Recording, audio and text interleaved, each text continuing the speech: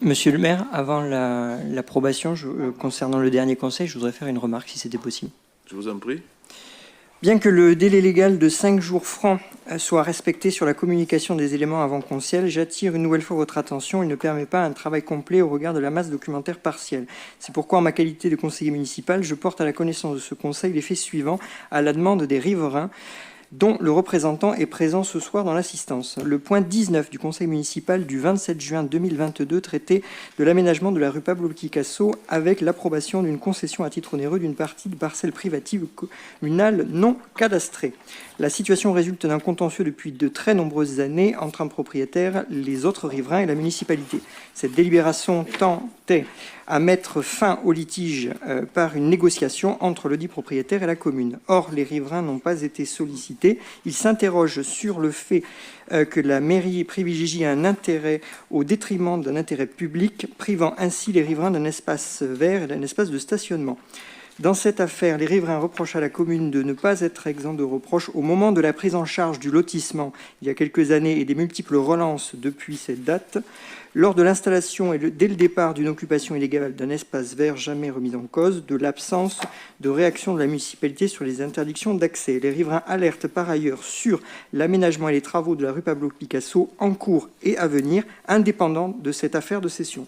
Le collectif des riverains de la rue Pablo Picasso demande une concertation dans les plus brefs délais. En tant que conseiller municipal, je n'ai pas été en mesure, compte tenu du délai de prévenance suffisant, ni de l'accès aux documents nécessaires pour répondre aux interrogations de nos concitoyens concernés. Monsieur le maire, je vous invite donc à entamer le dialogue avec nos concitoyens demandeurs. C'est vrai, Monsieur Chazot, que ça ne durait que depuis 30 ans et qu'un jour on l'a réglé, effectivement, pas forcément avec l'accord et au gré de certaines parties prenantes. Pour autant, une réponse a été apportée à une demande qui a été formulée il y a quelque temps d'un riverain de la rue Picasso. Et le temps d'instruction du dossier n'est guère différent de celui des autres, mais cette affaire qui était dans les mains des avocats, comme vous le savez, n'est pas une affaire qui a été bâclée. Voilà, on a trouvé un consensus, c'est-à-dire on a fait un pas les uns vers les autres. Après, si certaines personnes, si ça n'est pas de leur goût, je le regrette, nous avons fait au mieux. Voilà.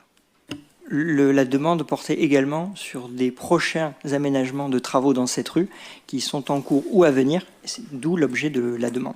Bon, donc, une réponse sera apportée et je me tourne vers notre ami François Dalbar qui vous dira que quand le programme de travaux va être arrêté, nous pourrons répondre. Pour le moment, nous n'avons pas fait la préparation budgétaire. Il y a des arbitrages de cadrage à faire pour savoir quelles sommes seront consacrées et quelles seront les priorités. Il serait malvenu de ma part aujourd'hui, faisant fi de ce que les commissions examineront et de ce que le groupe majoritaire arbitrera comme structure de son budget, il serait malvenu de ma part aujourd'hui de prendre un engagement, mais ça sera fait, M. Chaud.